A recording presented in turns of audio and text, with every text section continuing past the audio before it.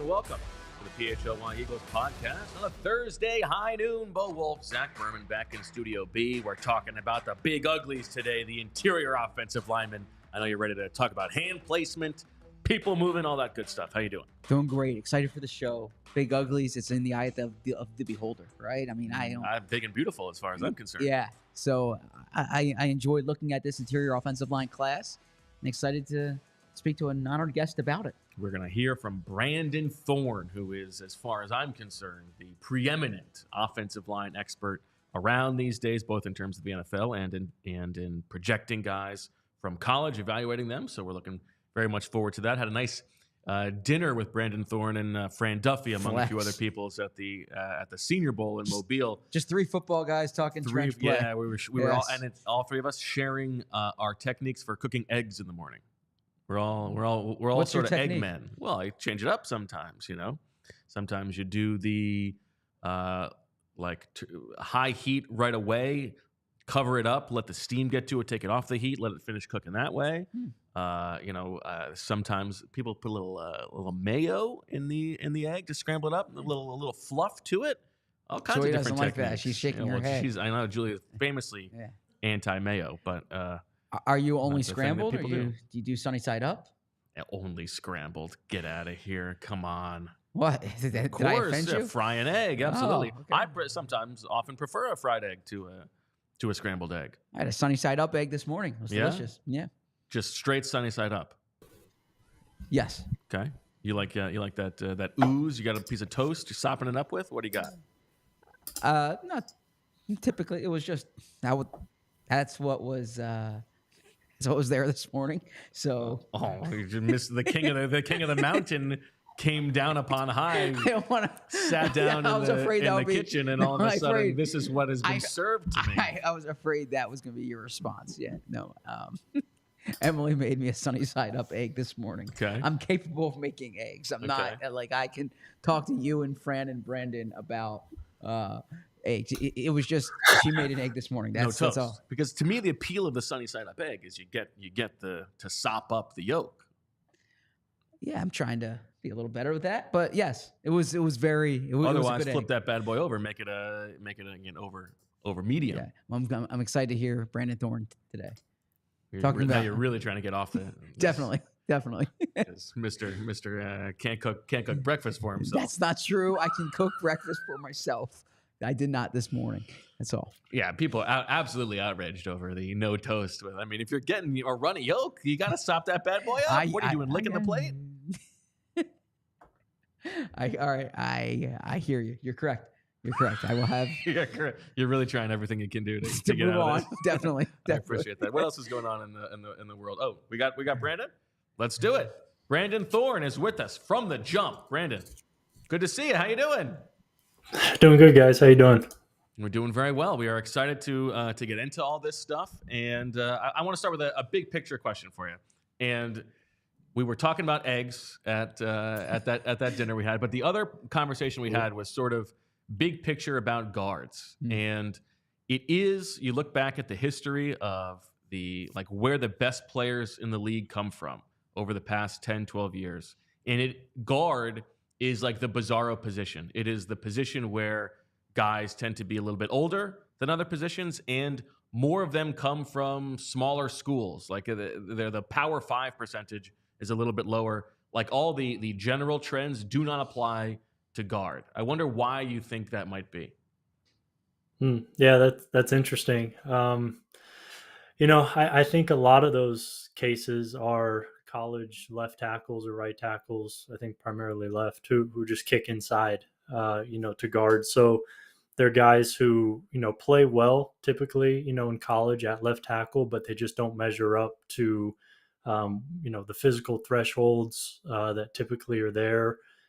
Some of that maybe with the age factor.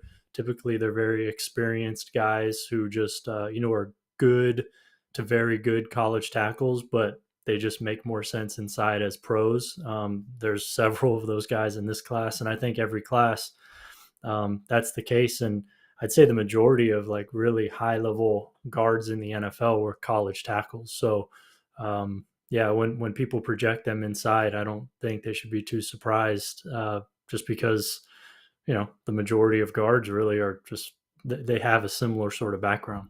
If I can build on that, one thing that we keep hearing with the Eagles and that we keep discussing is drafting a tackle who can potentially play guard early in his career and then move over to fill in or take over for Lane Johnson. But not all tackles can necessarily move in the guard. So what are you looking for? What traits are you looking for in a tackle to know that this is a guy who can play guard? Yeah, I think play style is one place to start. And typically guys who want to be more aggressive and attacking in their approach, specifically in pass protection, generally those guys, would be a fit inside, just because that's sort of the mentality that a lot of guys play with, more so inside than outside. A lot of that has to do with spacing and depth, and just, a tackle, oftentimes you're playing in more space. So to have that sort of default aggressive approach can get you in a lot more trouble. Not that it can't get you in trouble inside too, but I just think the margin for error is a little bit more thin outside.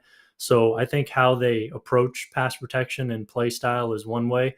And then in terms of like specific skill sets, I think if guys do have that approach and they are still very good with their hands in terms of placement, dexterity, adjusting to guys, when they get into their body and things like that, and they're strong, in terms of anchoring and things like that, then, you probably have a candidate, right there. And I think that there's a bunch of those guys in this class.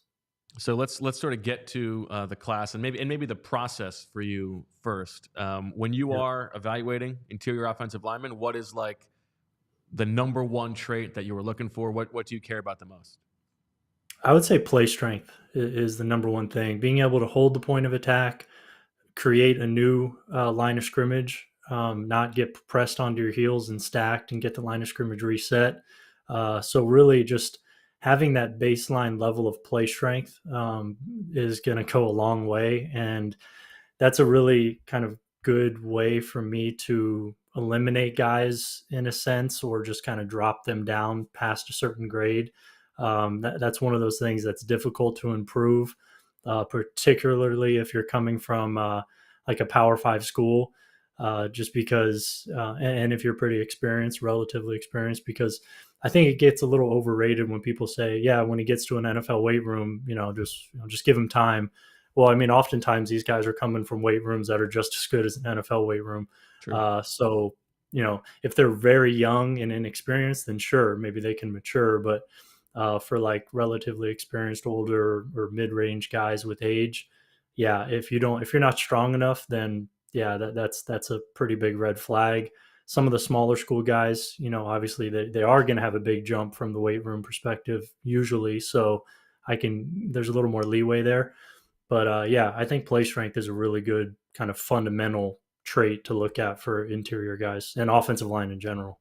The second part of my versatility question too is the last two second round interior linemen the Eagles took, Cam Jurgens and Landon Dickerson, were college centers who started their Eagles career at obviously offensive guard. What traits do you look for an interior guy who can play guard and center? Yeah, it's just interesting to look at those two. They couldn't be more different players. Right. I think clearly Jurgens is a center.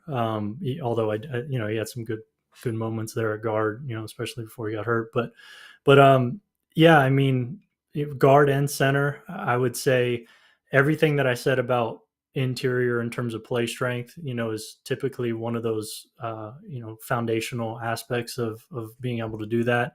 But then center is a little different. Ideally, you would want to have seen the guy play center, which you saw with Dickerson and Jurgens. first, and that's, I think, just because there's a processing element, and also maybe somewhat of a personality element as well to playing center that is a little different than guard, just in terms of the leadership element that is there, oftentimes there with center. Being a extremely like confident, intelligent guy is not that it doesn't exist elsewhere, but that really has to be pronounced, I think, at center. And when it is typically the high level centers that I've learned over the years, they have that about them.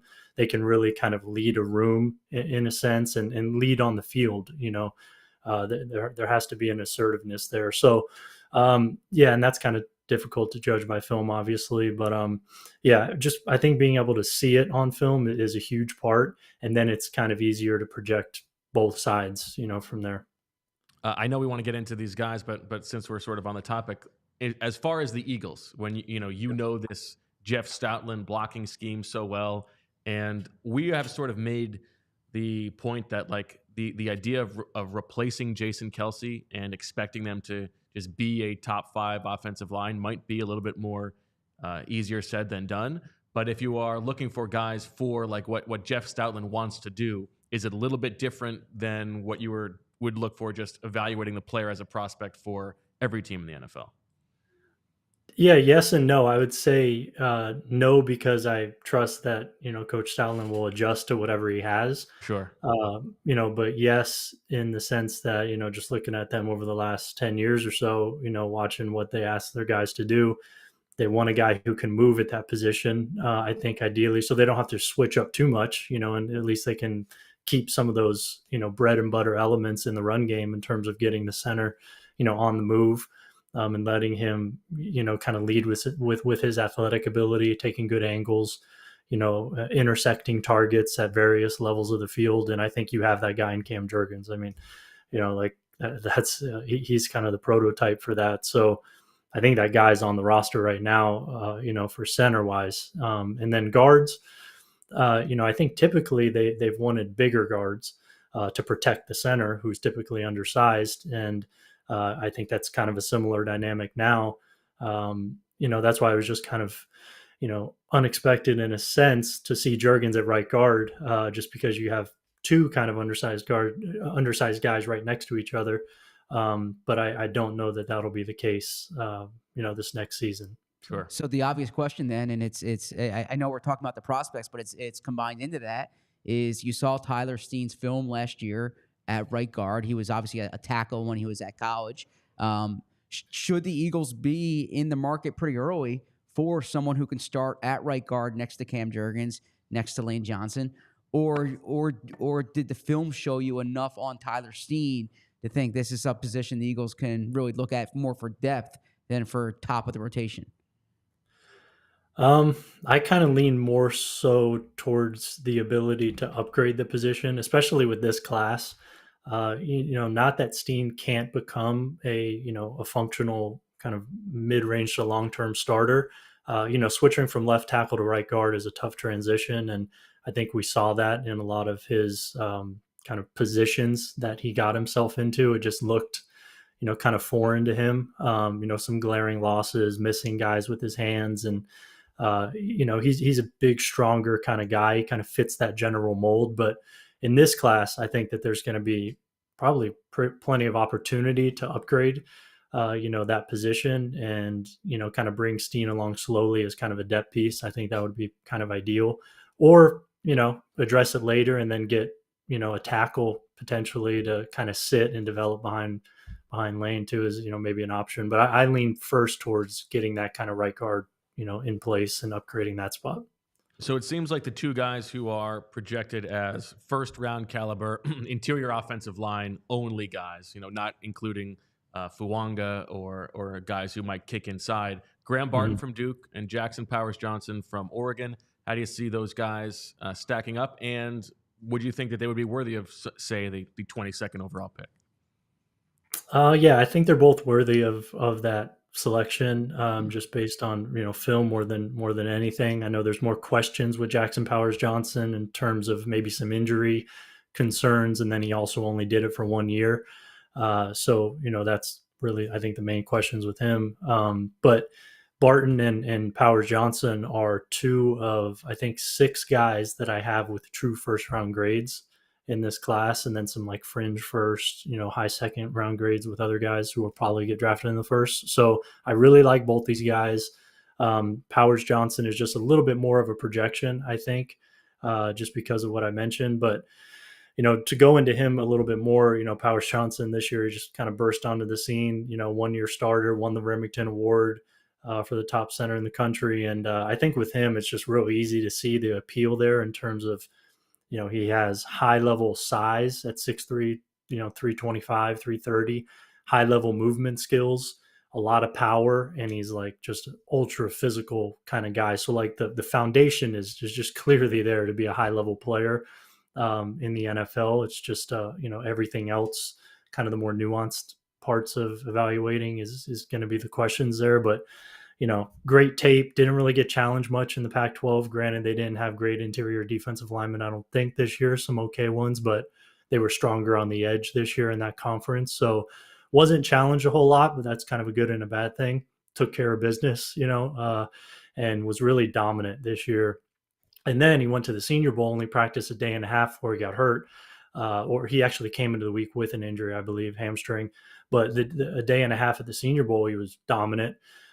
So yeah, it's just really easy to like him, and I do quite a bit. And then Barton is maybe a little bit more of kind of a safe kind of guy, but he still has a lot of upside as well.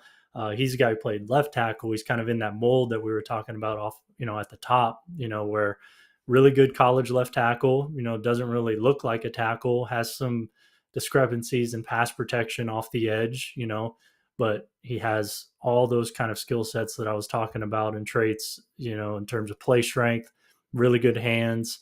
He did play center as a freshman, I believe. And, he's a guy, one of those guys, when you talk to him, when you talk to anybody about him, he seems like a guy who could truly play center long-term or guard. He's probably one of 2 guys, I think, in this class who has real 5-position flexibility. So him and Troy Fatanu from Washington, I think. But yeah, so I mean, I like both those guys, a good bit.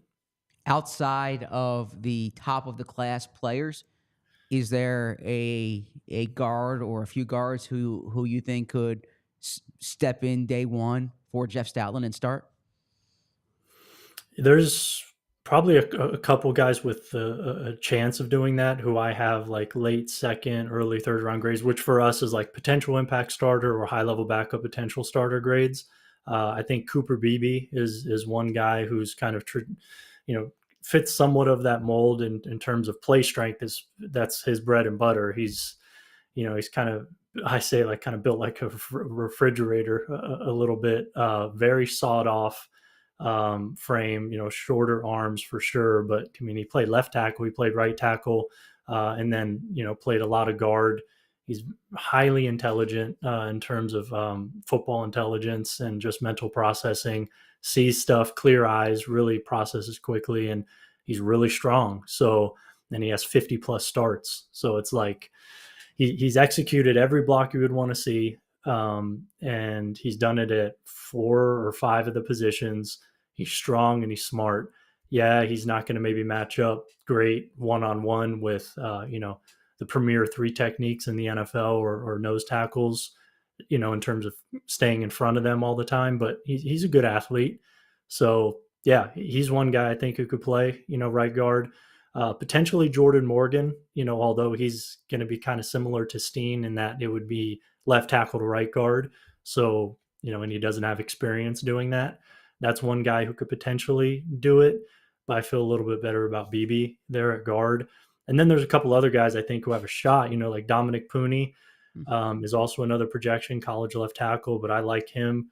And then Christian Haynes is somebody who could potentially do it. And Christian Mahogany is another guy who could potentially do it. I have more like third round grades on them, but under Coach Stoutland in that situation, I wouldn't be shocked to see one of those guys be able to win a job and start. I'm going to ask you about another specific guy because this is another player who fits the prototype of older from a non-Power 5 school, the sort of bizarro profile for a player of success. Mason McCormick from South Dakota State, 6'4", 309, going to be 24 as a rookie. What can you tell us about him? Yeah, so I have closer to like a fourth round grade, fifth round grade for him, and that's just because I just struggled to watch his film and see the inconsistency that I saw in his film from tape this season. I know he has 50 plus starts and everything, and don't get me wrong, he's a good player at that level, but I didn't see a dominant player. Okay. And anytime you're looking at an FCS guy, you want to see dominance. And if you don't see consistent dominance, that's typically a red flag. And I didn't see it with his film. There's flashes of it, but I saw kind of a guy who was a little bit stiff, honestly. But then you contrast that with what he did at the Shrine game in terms of practice there. I watched most of the practice film from that, and he looked good there. He had some more dominant moments, and then you see the testing. Obviously, you can't ignore that. An all-time great tester. So it's like, there's some disparities there with what he actually put on film versus, what he offers in terms of kind of the athletic tool upside with testing. And so I don't know. I mean, I'm lower on him than he's probably going to get drafted. It was hard to reconcile that, but from people I talked to and stuff, I know he's training with Duke Manyweather in Frisco, Texas, and Duke speaks very highly of him in terms of how he approaches things and all that. So maybe he just kind of was able to flip a switch, turn a corner, and do something different from Shrine on. But I don't know. That was one of the more difficult ones for me. One exercise Bo and I are doing for each of these positions, but we'll do it today here, is a day three guy who kind of jumps out to us. Who's your favorite day three guy with the interior offensive lineman in particular? Yeah, there's a few really good options here. I would probably say Hunter Norzad from Penn State is a guy who really grew on me the more I watched him. He's only played center for 1 year. He was a right tackle at Cornell, got his degree there in engineering, transferred to Penn State, got his master's there.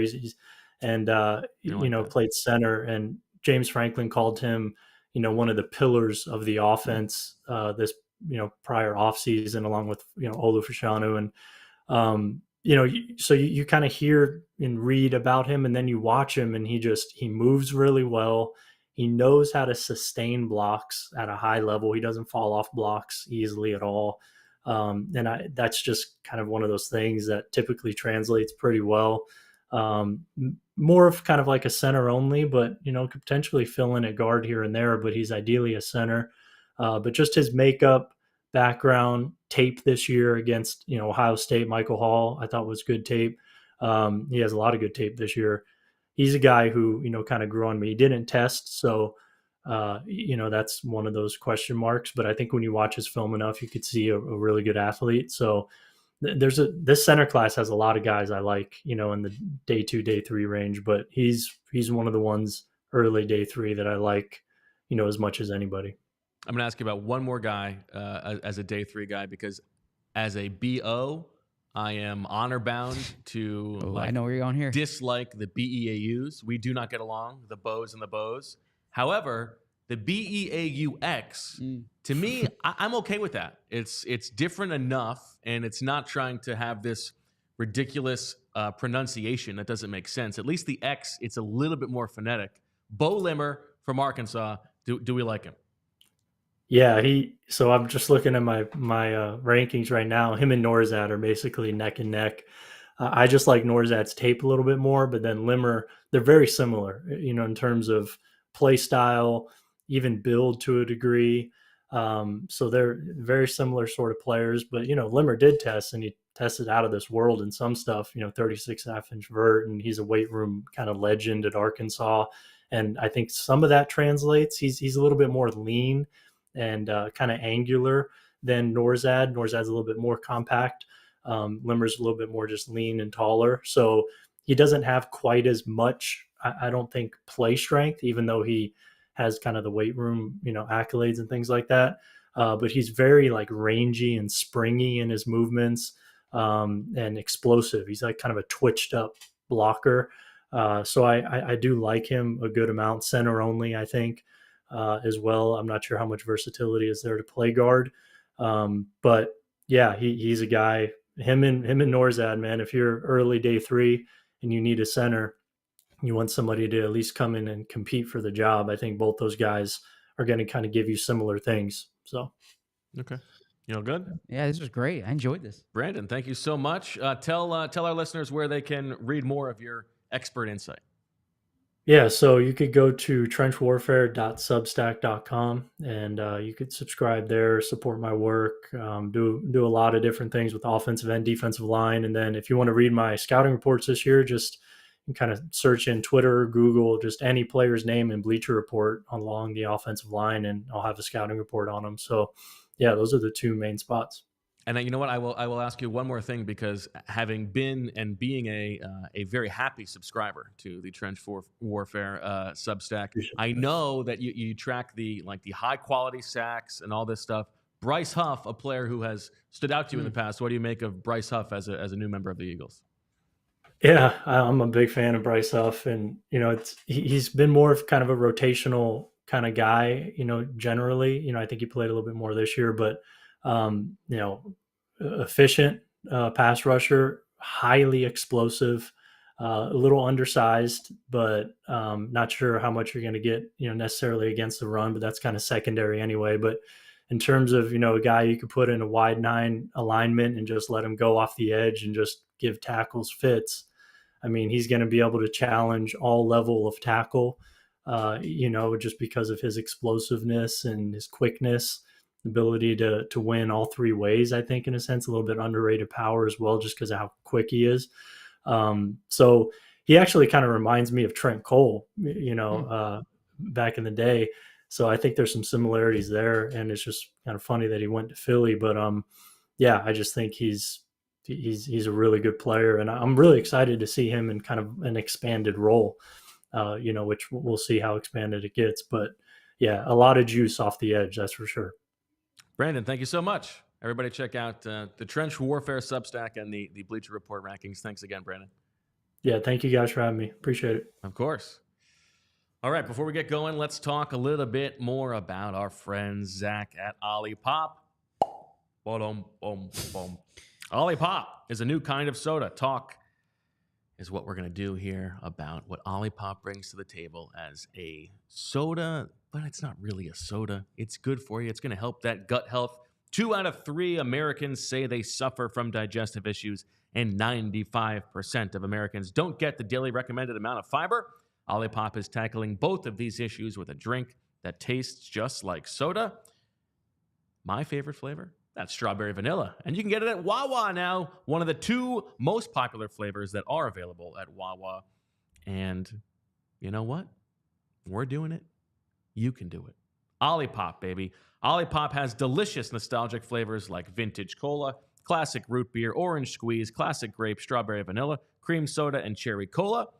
Use the code PHLY20 for 20% off your next Olipop order.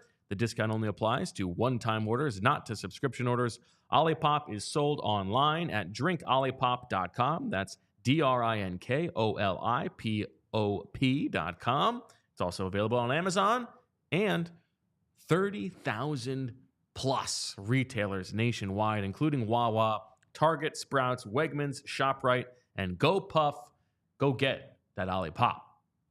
I've spent the past 2 weeks here or so talking about Game Time's opening day baseball offer, and you need to take advantage of it during these next few days because it's coming to a close soon. And the Pittsburgh Pirates, 9-3 Pirates, they've been a fun team to watch during these first 2 weeks of the season. They're coming into town. Edward Olivares, my guy. An extended series here. You can see them in person. They got Joey Bart. He claimed them off waivers. Hits a home run his first at bat. You hope the Phillies don't give up a home run to Joey Bart this weekend. Is it Joey Bart or Bart Joey? It's Joey Bart. Okay. But if you don't have tickets yet, don't worry. Just go to Game Time because Game Time is now an authorized ticket marketplace of Major League Baseball, which makes getting tickets even faster and easier. Prices on Game Time on the Game Time app actually go down the closer it gets to the first pitch. And with killer last-minute deals, all-in prices, views from your seats, and the lowest price guarantee, Game Time takes the guesswork out of buying MLB tickets. It's last-minute tickets, flash deals, zone deals, easy to find and buy MLB tickets and views from your seats in the venue with the lowest price guarantee, event cancellation protection, and job loss protection. I mentioned those zone deals. You can save even more when you choose a section, and then Game Time chooses the seat for you. So you say, you know what? I want to go see a good Phillies-Pirates game. I'm okay sitting anywhere in this section. I want to get the best deal. Game Time takes care of the rest. Take the guesswork out of buying tickets with Game Time. For a limited time, all users can get $20 off any MLB purchase of $150 or more in the Game Time app with code FIRSTPITCH. Terms apply. That's code FIRSTPITCH for $20 off from March 25th through April 14th. So coming up this weekend only. Download the Game Time app today. Last minute tickets, lowest price guaranteed. Zach, I got a trivia question for you. Yeah, let's do it. I love trivia. Okay. You famously spent the couple days last year with Jason Kelsey at the broadcast boot camp. Yep. Chase Daniel just tweeted a picture of this year's broadcast boot camp roster. Okay. Chase Daniel excluded. Can you name the other Eagle or ex-Eagle who was among that group? Oh, I know. You already know. I know Brandon Graham's there. Okay. Well, you got it. Was that the? Yeah, I keep track of Brandon Graham's whereabouts. And that sounds very creepy. Would you care to explain so people aren't concerned for Brandon Graham's safety? Okay. I mean, Brandon Graham is a great guy, a family guy, and we're at similar stages in life, right? And in addition to that, This is your last year on the job? No. I hope not. I mean, unless you know something I don't. And the other thing is Brandon is particularly active on social media. Okay. So, sometimes I don't want people to know where I am on a given Saturday. Brandon has no problem with you knowing he was at Legoland last weekend. I think he was part of a promotion for him to be there, of course. I know, he did a little bit yesterday with Ross Tucker. I think Ross is out kind of working with the former players at the broadcast boot camp. And not just that, but I keep track of that event. I think it's an awesome event. I've been to it. You mentioned last year with Jason Kelsey. Actually, when I was at the Star Ledger, I went there when it used to be at NFL Films right across the river. I'm not going to. I know my geography. I have a mea culpa to come for geography. It's a great event. It's awesome for these players. And you see, some of these guys shouldn't be this talented at so many things. Or I shouldn't say shouldn't be. It's unfair. I do this for a living, and I stumble over my words from time to time. You get some guys who, they do a game, and it's boom, it's seamless. So, and then some guys need some work, right? Wow. But that's the great thing about the boot camp. Yeah, I mean, they're better at our jobs than we would be at theirs. No doubt about that. Well, I think you're pretty darn good at your job. So, I mean, you're an awesome host. I've said this, best host in the city. Yeah, but if I had to play on an NFL football team, I would get destroyed. Oh yeah, they're better. I thought you said they're better at our jobs. Yeah, okay. They're better at our jobs than we would be at theirs. Oh, well, absolutely. I mean, yeah. Okay, I see what you mean there. I didn't want you to think by an order of several magnitudes. But by no means do I think if Chase Daniel sat in the seat, he'd be a better host than you. You know what? I actually could have been as good of a quarterback as Chase Daniel. Actually, I take it back. Chase was a good quarterback and a good guy in the locker room. I always enjoy talking to Chase. There you go. And a full sentence all-star, just like Jackson Powers Johnson. Really one of the best dynamite transition as a full sentence guy as we've seen in a while. I'll give my quick mea culpa here. Geography, which actually used to be a strength of mine before I came on this show. Yesterday, or so you thought. Yeah, I had poor memory yesterday. Yeah, that doesn't strike me as geography. Yeah, that was just memory. That was memory. I conflated two things. So if you go to Detroit, if you stay in the Detroit Marriott and the Renaissance Center, and you look across the river, that's Windsor. You see the casinos, okay? I have not gone from Detroit to the Windsor casinos. But when you're in Buffalo and you go across the water, it's Niagara Falls. And it's like Niagara Falls, Canada. That's where I went. So when I said I was in Windsor yesterday, no, I conflated the casinos across from the U.S. major city in Canada. I apologize to our Canadians who watch, our Windsor, I think they're fine. our Windsor aficionados. I do recall I was at I covered an Eagles Lions Thanksgiving game in 2015, ships last year, and had like time to kill the night before. And I wanted to go to Windsor, but I didn't have my passport, and I forget the like specifics of if you need your passport to go there. Anyways, I didn't go gamble that night. So, but I know a lot of people at the University of Michigan, they have fun nights in Windsor. Thank you for clearing that up. Yes, Very important. well, They set the record straight. it's important to set the record straight, and yeah, you gotta be honest when you're wrong, own up to it right away. All right. Let's talk just big picture here. Do you think that it is possible that the Eagles would use 22 or a first round pick, let's say they trade back a few spots, on an interior offensive line only prospect? No, well, possible, yes, but no, I don't see that happening. More likely, I see them taking a tackle who can play guard than an interior. Well, we agree that's more likely. Yeah, but no, I'm saying I don't think they take. First off, I don't think they take a center. Jason Kelce's replacement is Cam Jurgens. I agree. Cam Jurgens was drafted to be Jason Kelce's replacement. He played guard because they had to put him somewhere. Exactly. He's a center. He's going to play center. So you're talking about right guard. So do I think they take a right guard only prospect? A Jackson Powers Johnson type. Yes. A Graham Barton type. Yes. No, I don't anticipate that. Now, it is certainly possible that they take a guard or they take a tackle who plays guard, and then they like that guy so much at guard that they don't end up moving him, right? I mean, when the Eagles drafted Lane Johnson, the plan was for him to eventually play left tackle. And they're like, he's the best right tackle in the NFL. Keep him there. When they drafted Landon Dickerson, they didn't know if he'd be a potential Kelce replacement. I think they really liked how he looked at left guard. They drafted Cam Jurgens. They were keeping Dickerson at left guard. So it's certainly plausible that like the Eagles take, whether it's Faltanu, I keep talking about J.C. Latham. That's my guy there. They take someone there, they put him at right guard, and first 2 years, they're like, this guy's awesome. Let's not mess with a good thing. But I don't think they would draft someone with the intent of this guy being your starting guard for the next 5 to 8 to 10 years. I tend to agree. I mean, it's on the table as like what could be the most shocking or like juiceless pick they could make in the first round just because it is an offensive lineman. But I mean, I think that they know that the history of like first round guards is not necessarily great. It's not the best use of resources. There are more pressing needs and also better bets long term. It is a much different conversation to say a tackle because you're getting this guy who is a valuable player and there's a path to playing time than a guy who is just a guard.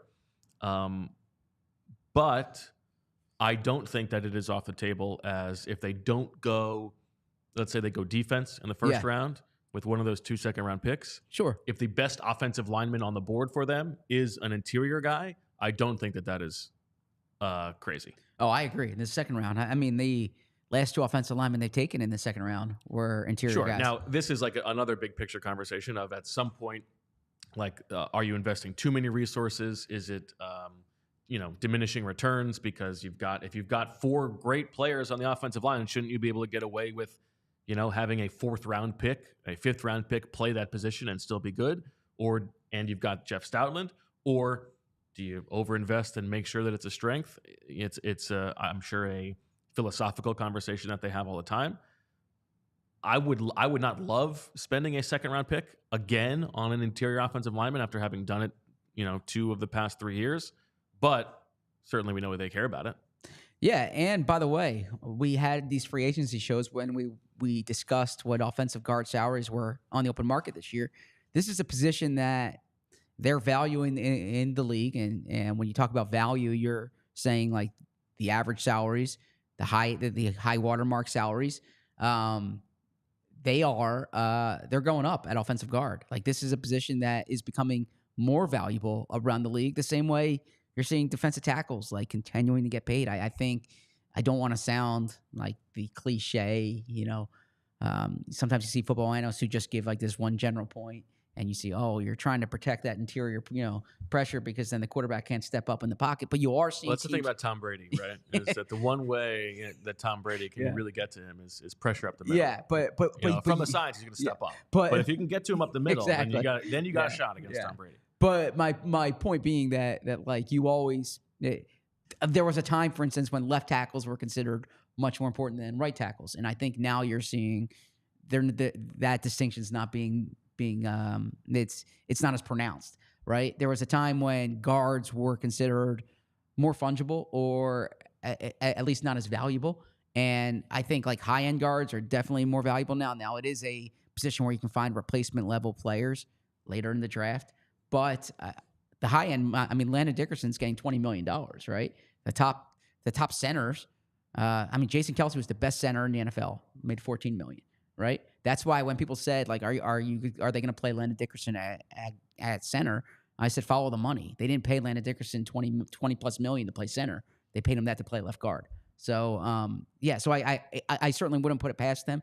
As far as the depth chart, when the right guard spot, we talked about this at the owners' meetings. This is wide open, and we don't want to put too much into the fact that Nick Sirianni didn't mention Tyler Steen, but you also don't want to totally ignore the fact that like he wasn't front of mind when right guard came up. They have Matt Hennessy, who has center guard experience, third round pick a few years ago. Do we have any Hennessy left? Was it all gone? Yeah. But and then there's some other guys like Brett Toth has played center for them, has played all don't even. Yeah. I mean, like they have got when we did our futures contract game, you saw some guys there, but the Eagles need depth on the offensive line. They're going to take interior offensive line in this draft. I would imagine they're going to take a tackle in this draft. Fred Johnson's not going to be their top tackle. Now, if you take over under 2.5 offensive linemen drafted by the Eagles this year. Under. I'll go 2. You go 2. One tackle, one interior. Or a tackle who can play guard, that kind of thing. The other thing too is Tyler Steen's this he's this chess piece, if you will, right? I thought it might be puffery to call him a chess piece, but if Tyler Steen's your 6th guy, he can be your backup guard, your backup tackle, right? I mean, he better be your 6th guy. So yeah, I can't imagine he's your 8th, right? Right. So that's kind of where they stand there. Oh, look at that! Here comes Chris. Chris, thanks for coming in. Chris got the Hennessy. He got for the us. Hennessy. Look at that. You know what? We never finished this little this little pint or whatever it is. You want some, Zach? No, I'm good. Thank you. Okay. So clearly this is a position.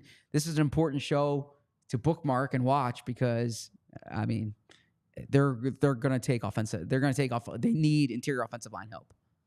They sure do. You know what else you need? FOCO. Because FOCO is a leading manufacturer of sports and entertainment merchandise with a product line that includes apparel, accessories, toys, collectibles, novelty items, and more.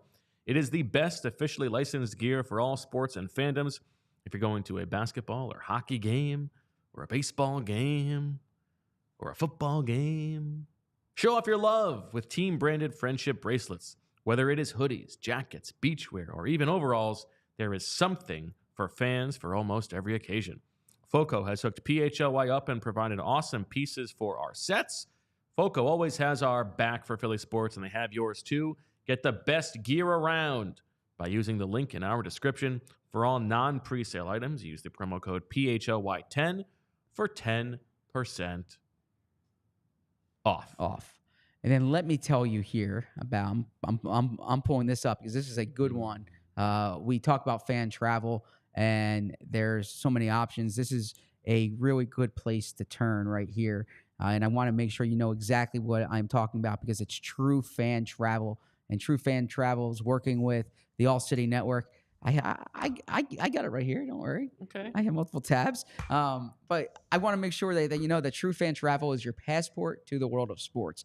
There's over 8,000 fans who travel to over 145 plus trips. Don't just watch the game, you live it. And you can travel to the most sought-after games worldwide, from football to baseball, basketball, soccer, and more. They have custom travel packages that include tickets with 4 to 5 star accommodations. So, you can feel good to know you're traveling like Bo Wolf here No, you with, need that. with unique local experiences.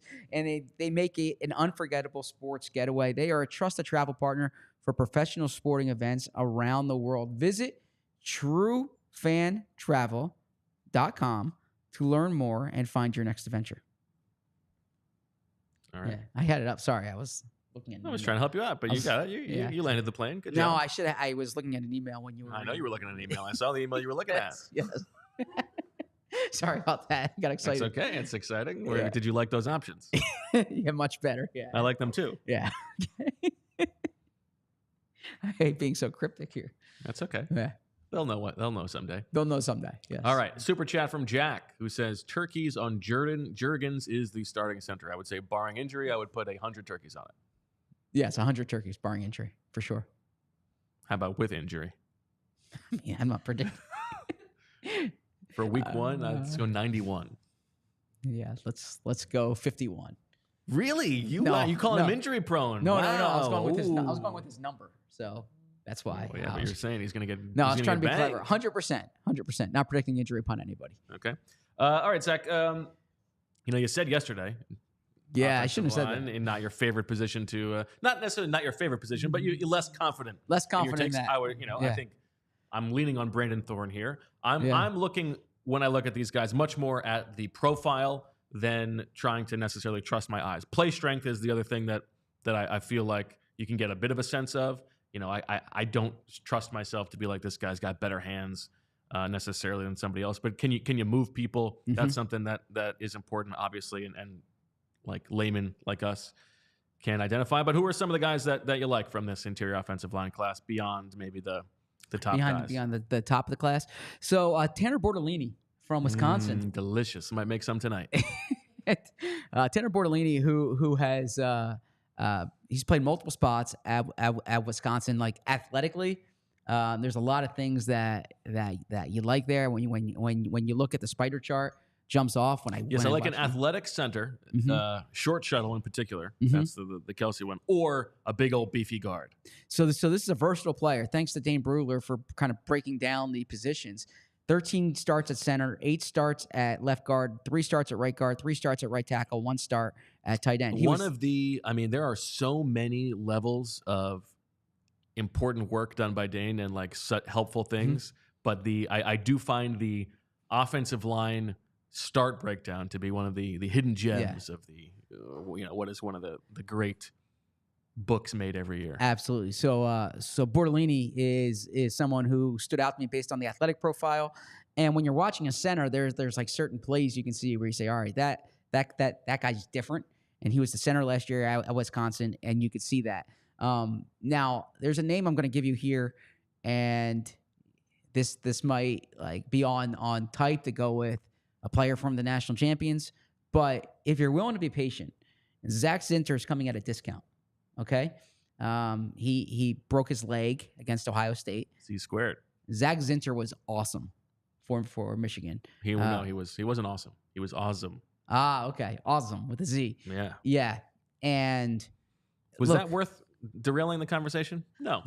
So did it come into my mind? Yes. I don't want to compare every injured player to Landon Dickerson because the Eagles took Sidney Jones in the second round, and Sidney Jones was never the same player after the injury. But there were times like before Landon Dickerson's injury, or let's just go back to the pre-draft going into the 2021 draft. You kept hearing, well, if Landon Dickerson wasn't injured, he might be a first-round pick, right?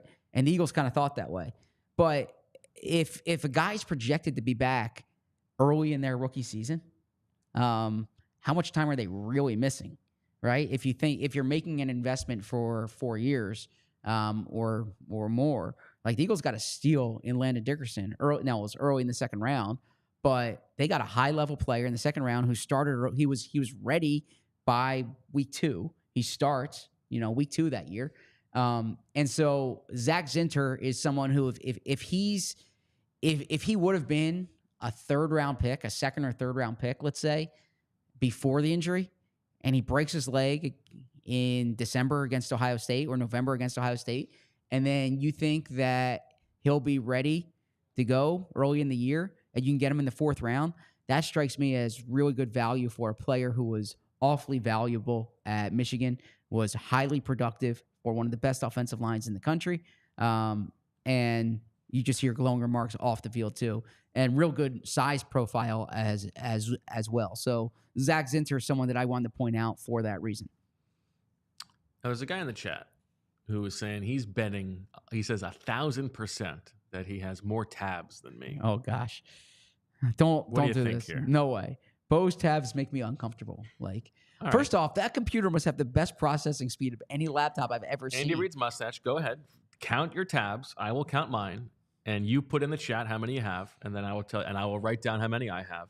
And we're going on our system here. Let's. You're going to challenge. You're going to come with the king. Let's see how it goes. I have 10 windows. Now I'm going to have to go through the windows and count the tabs.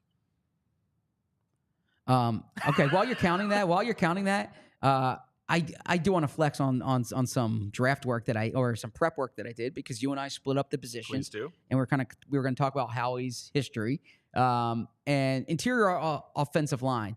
Okay, Howie has taken, if you include Tyler Steen in this group and Jack Driscoll in this group and Matt Pryor in this group, he's taken Tyler Steen, Cam Jurgens, Landon Dickerson, Jack Driscoll, Matt Pryor, Isaac Sayamalu, Brandon Washington, Danny Watkins, Julian Vandervelde, and Jason Kelsey.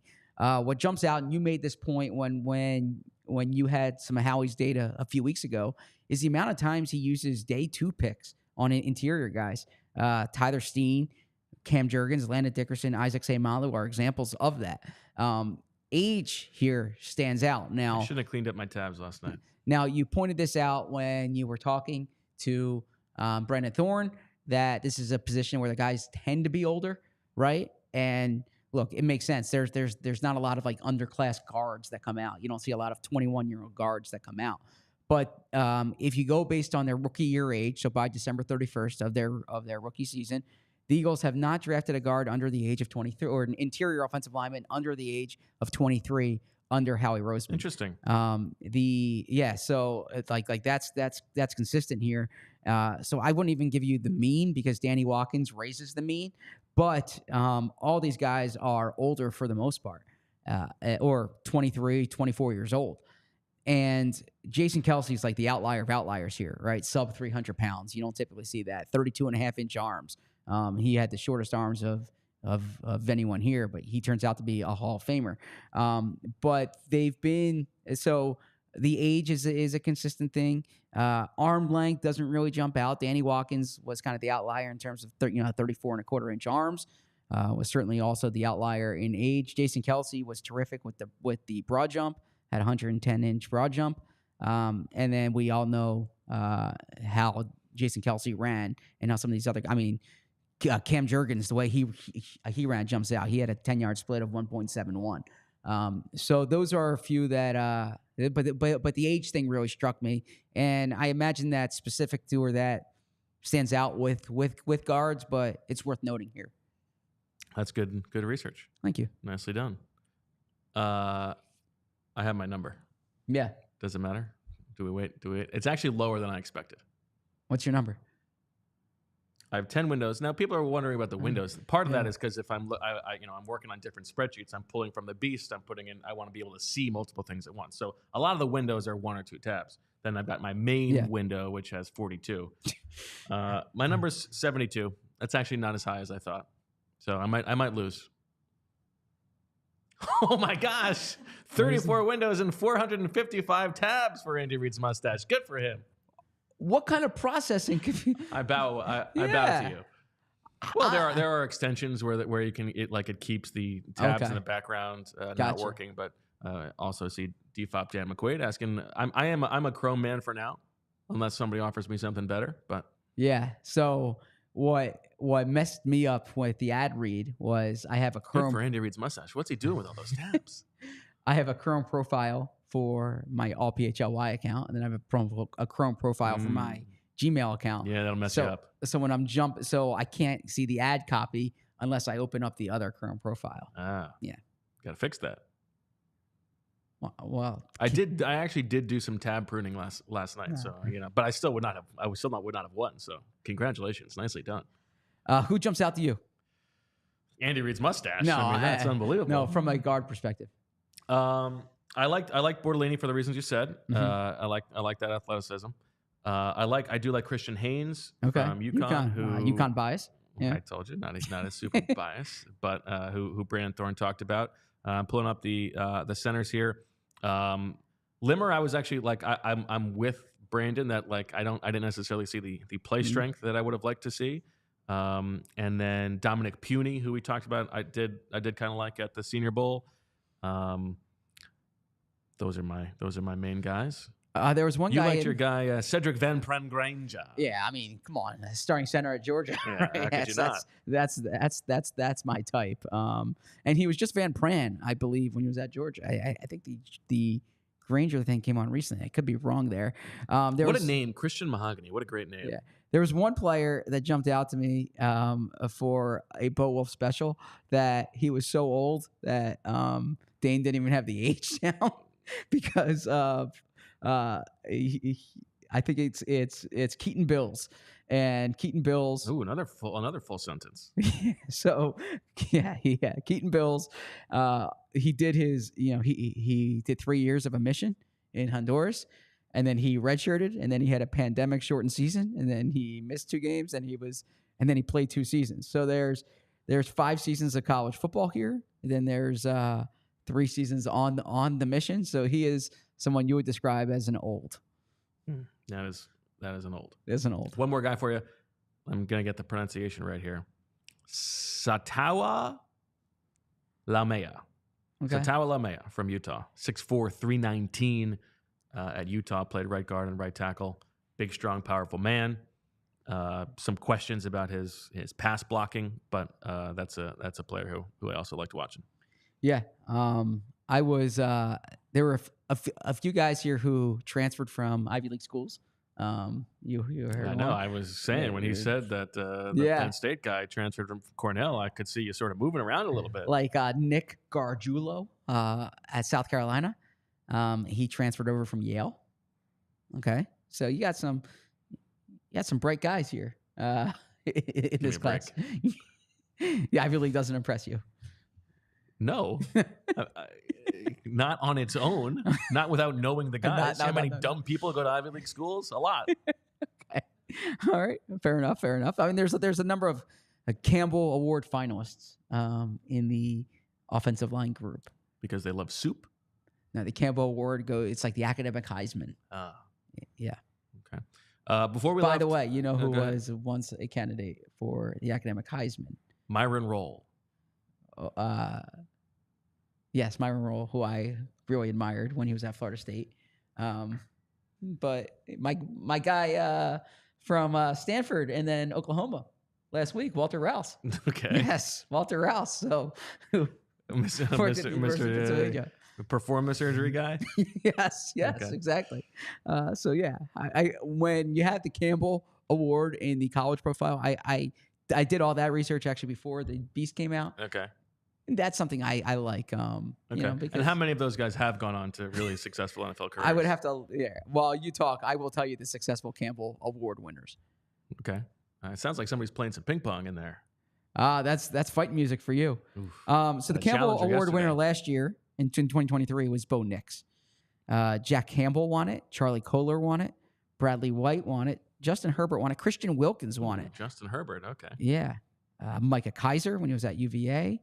John Urschel, of course. I mean, brilliant. Is it Urschel? Urschel? What's it? I thought it was Urschel. Urschel, okay. I could be wrong. Barrett Jones. I never said it out loud. Yeah, Barrett Jones had a brief stint with the Eagles. Sam Acho, brother of Emmanuel Acho. Tim Tebow. Alex Mack. Tim Tebow won it? Tim Tebow won it, yes. You think Tim Tebow was the best student in college football? So the Campbell Award is the best combination of academics, community service, and on-field performance. Okay. It is considered by many to be the academic Heisman. Yeah, but now we're conflating all of these different things. Yes. Once you get Tebow in there, I'm no longer taking it as gospel that these people are smart. Michael Muniz when he was at Tennessee. Craig Krenzel. Remember him? Craig Krenzel, remember that Sports Illustrated story when he was in the lab outfit in the SI piece? That jumps out to me. Chad Pennington, Matt Stinchko, Peyton Manning. How about that?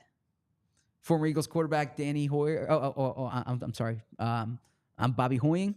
So yeah, you got a few here. Sounds like over the years they've had a lot of preference for white quarterbacks. I mean, they've had people from all different types of backgrounds on here. Yes.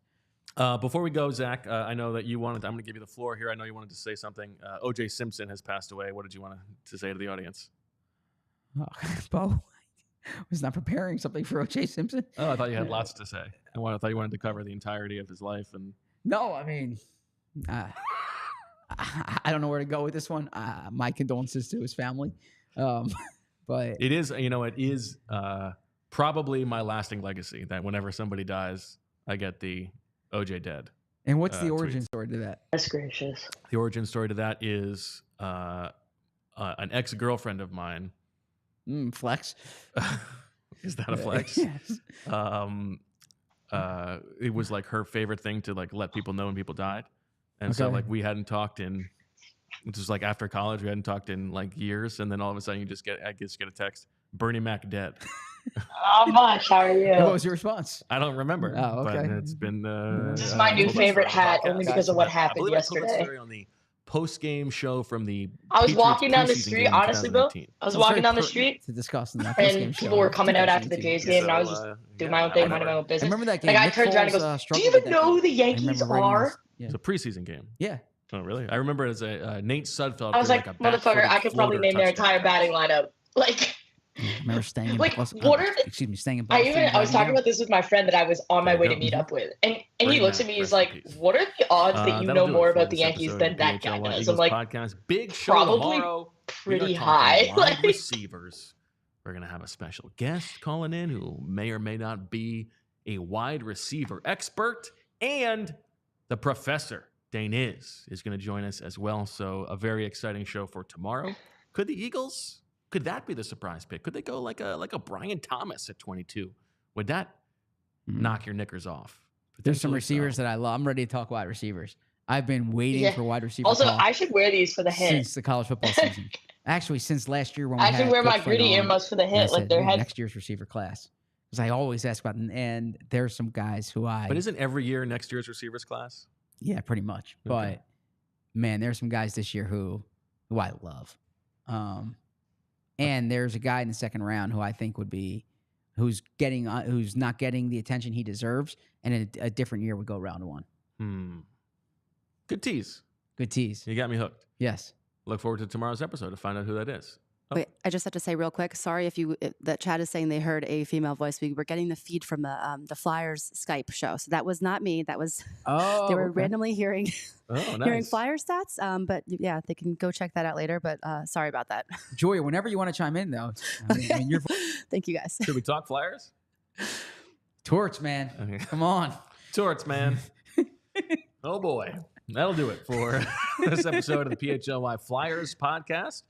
For all of us here, we thank you for listening. Thank you for watching. We will talk to you tomorrow. And as always, we love you.